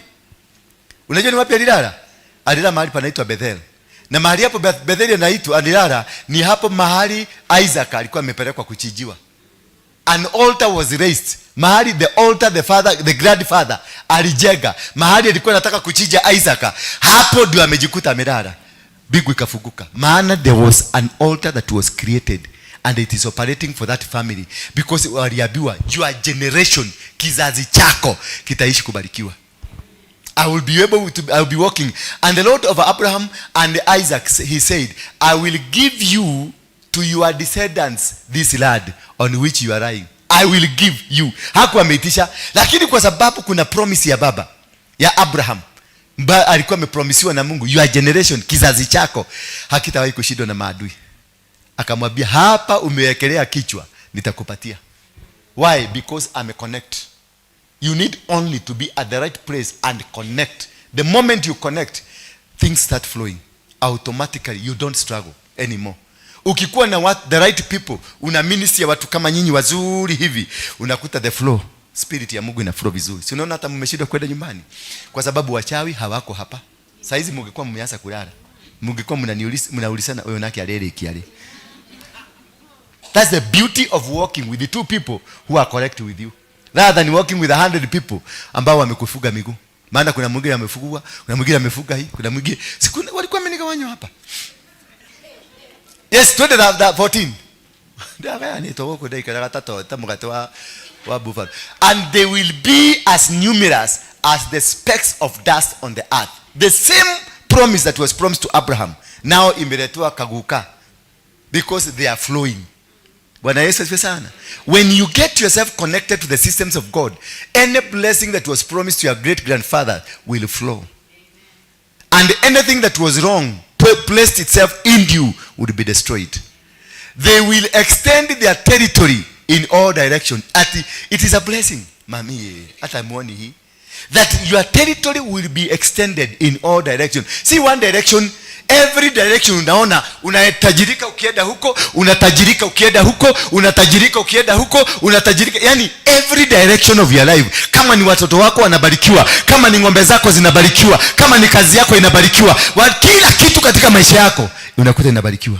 Inaenda kifunguka, inafunguka. Your territory will be extended, yeah, in all direction, and through you and your descendants I will bless all nations. Through you. Ha! Sijui kama unanielewa. Through you. Yani amefunga duka zote. Amesema duka yako ndio itakula. Wewe ilima. Yes. Bwana Yesu asifiwe sana. Through you. And I possess that. I catch that. Through me, Kenya will be blessed. Thank you. Through me, Africa will be blessed. Through me, the world will be blessed. Na kuambia watu watakuja kutoka dunia mzima, watakuja kwa hii madhabahu. Nimepossess, nimekamata hiyo. Wewe endelea kusema amen. Amen. Kwa sababu sijasema pokea. Yani hamkusoma hiyo vizuri? Turudie.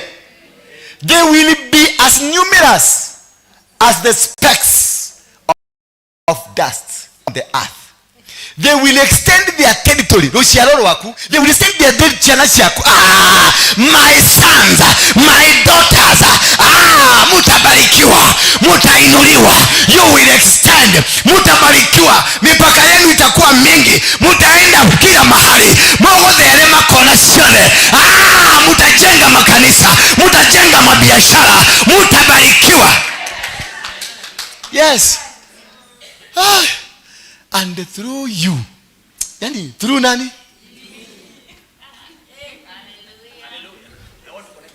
Yes.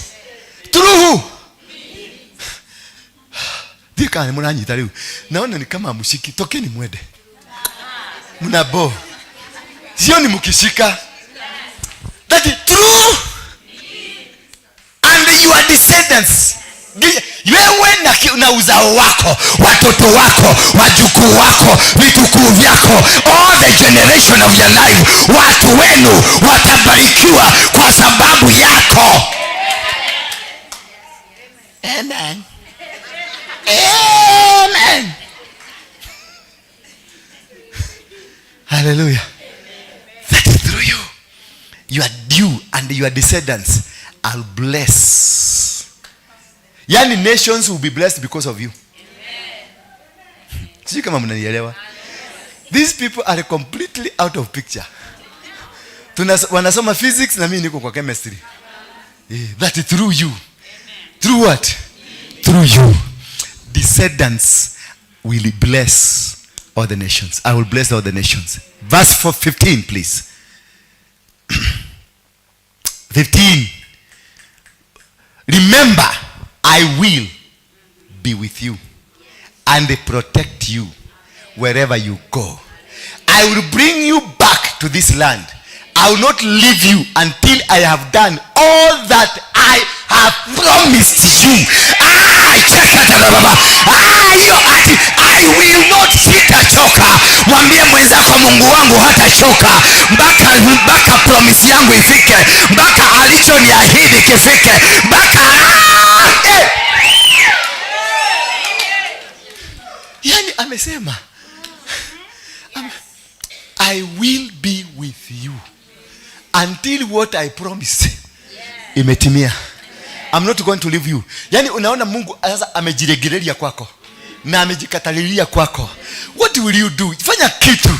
Huyu Mungu akatalilie kwa shamba yako. Huyu Mungu akatalilie kwa biashara yako. Huyu Mungu akatalilie kwa watoto wako. Huyu Mungu akatalilie kwa huduma yako. Mungu, ninakualika kwenye huduma yangu. Mungu, ninakualika kwenye watoto wangu. Mungu, ninakualika kwenye biashara yangu. Kuja katalia hapa. Kuja katalia hapa.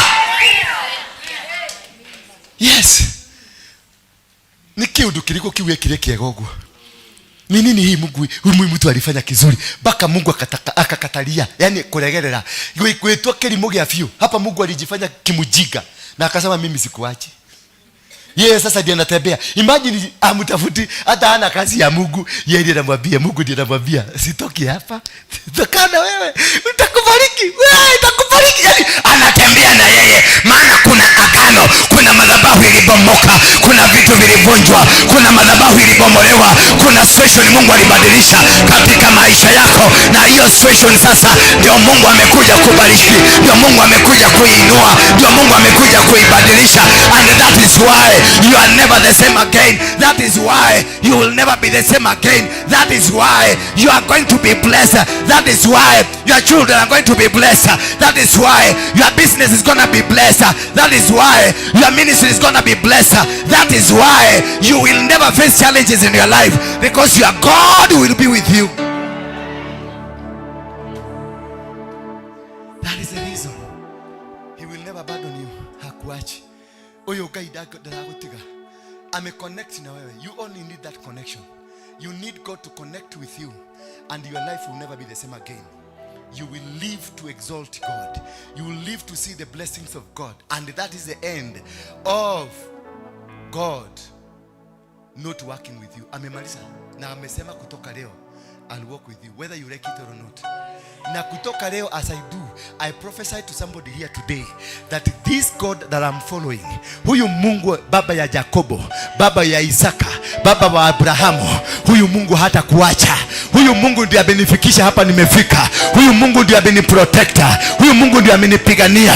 Huyu Mungu ndiye ameniwezesha. Huyu Mungu ndiye amenifaulisha. Nataka nikwambie siku ya leo ya kwamba huyu Mungu amesimama hapa na amesema atakubariki, hata kuacha nyuma tena, hata kuacha ukahangaika, hata kuacha ukateseka. Maadui hata wakiinuka atapigana na wao. Watoto wako wako kwenye madawa, watoto wako wako kwenye mapombe, watoto wako wanateseka. Kutoka leo wameondolewa kwenye mateso, wameondolewa kwenye mihangaiko, wameondolewa kwa sababu yako, kwa sababu ya maagano yako na Mungu. Watoto hawatateseka tena, hawataumia tena, biashara yako haitaumia tena, maisha yako haitaumia tena.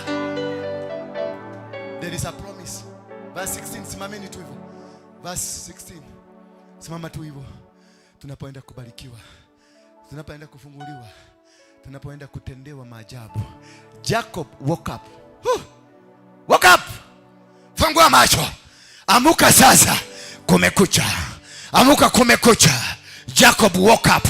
The Lord is here. He is in this place. I didn't know. I didn't know. The Lord is in this place.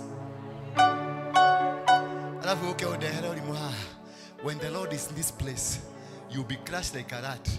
Because he said, Jacob woke up, amuka, because he was asleep. He is asking, God is asking to wake up now. Wake up to see the God that is in this house. Wake up and see how God loves you. Wake up and see the marvelous works of God. Jacob woke up and said, the Lord is here. He is in this place. And I didn't, hata hakuwa anajua. He only discovered that the Lord was in this place. Praise be the name of God. Verse 17, I want to finish there. Holy Nama Shantara. He was afraid and said, what a terrifying place this is. What a terrifying place. I didn't know this is how terrifying it was. What a terrifying place. It must be the house. It must where? Remember, this is after, you remember the story, after Gilgal, after circumcision, they went to Bethel. This is the same Bethel. This is the same place where the heavens opened. If it must be the house of God, it must be the gate that opens into the heaven. Kumbe this is the place. Hapa ndio Mungu ametenga. Hapa ndio Mungu ametenga. Hapa ndio Mungu ametenga. The opening of heaven. Kumbe mlango ya bingu iko mahali hapa. Mlango ya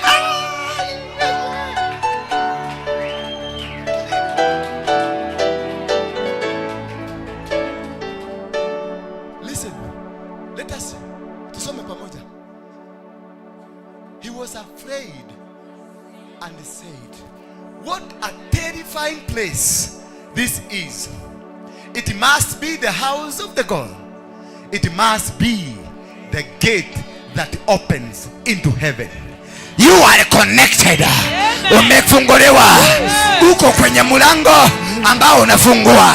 This is the place God amefungulia. Leo tarehe 1 mwezi wa 3 2026, tuko kwenye gate ya kwenda mbinguni. Tuko kwenye gate ya kutuconnect na mbinguni. Tuko kwenye gate ya kutuconnect.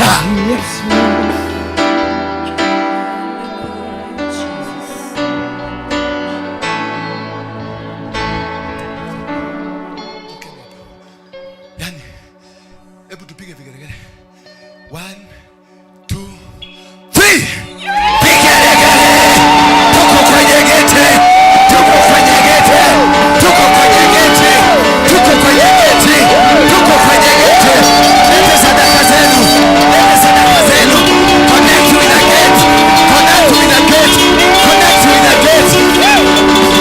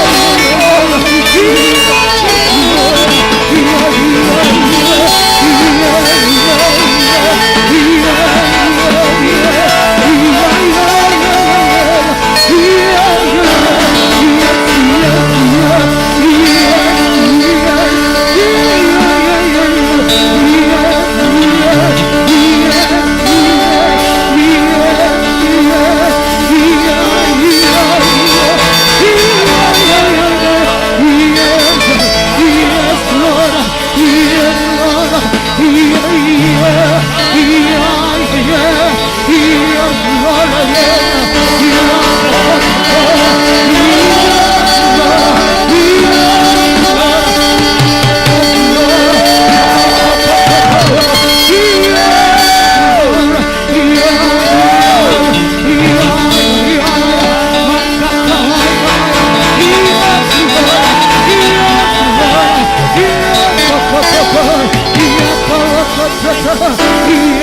Lord.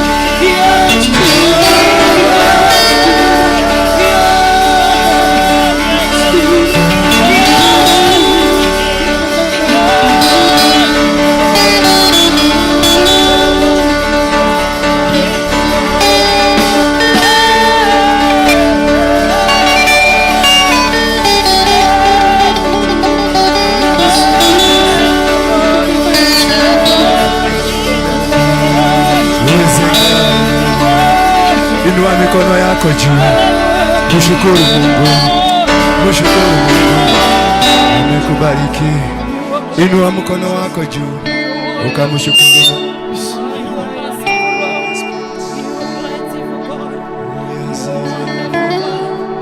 Inua mikono yako juu. Mshukuru Mungu, mwambie asante. Asante. Mwambie Mungu asante kwa kunisikia. Asante kwa kunibariki. Asante kwa kunisaidia. Asante. Asante. Asante. Asante. Asante. Asante. Mwambie asante. Oh, asante. Ore modaru, ore modaru. Ore modaru, ore modaru gai. Ore modaru, ore modaru gama. Modaru yo gai ne modaru. Oyo gai ne modaru. Oyo gai ne modaru. Oyo gai ne modaru. Oyo gai ne modaru. Oyo gai ne ahonokanagia. Oyo gai ne ahonokanagia. Oyo gai ne ahonokanagia. Oyo gai ne ahonokanagia. Fire is on you. Fire is on you. Fire is on you. Every demonic agenda over your life, the ancestral spirit, wachawi na waganga kutoka kwenu, madhabahu ya waganga, madhabahu ya wachawi, madhabahu ya shosho, alabuka.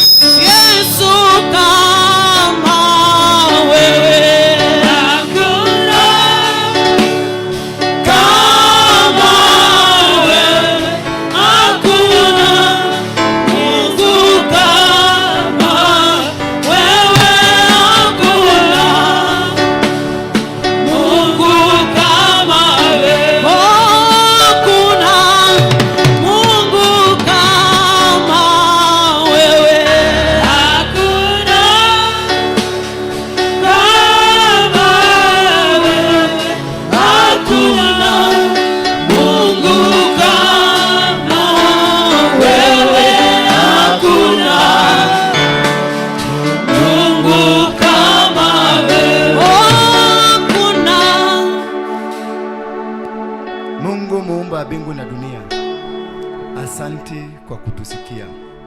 Asante kwa fundisho lako. Asante kwa maelekezo. Baba, asante kwa kutupatia nyumba hii kama mlango wa baraka, mlango wa mbinguni. That this is the gate that opens into heavens. The connection, the heavenly connection, utaipokea sasa. Inua mikono yako unapopokea the heavenly connection ya the gate. The gate. Uko kwenye malango. This is the gate that will command your blessing. This is the gate that will command your business. This is the gate that will command your children. This is the gate that will command your family. This is the gate that will command your ministry. That from today, this gate, God has ordained it to become the gate that opens the heaven. You have been given the key from today. Wherever you want to get into heaven, you have the key. Your business will never be stopped. Your children will never be perturbed. Your family will be okay. Your ministry will be successful. And whatever you endeavor to do from today, The heavens have opened upon you. Somebody say amen. And now may the grace of our Lord Jesus Christ and the love of God and the fellowship of the Holy Spirit be with us now and forevermore. Amen. May the grace of our Lord Jesus Christ and the love of God and the fellowship of the Holy Spirit. Bethel Clouds TV, empowering lives.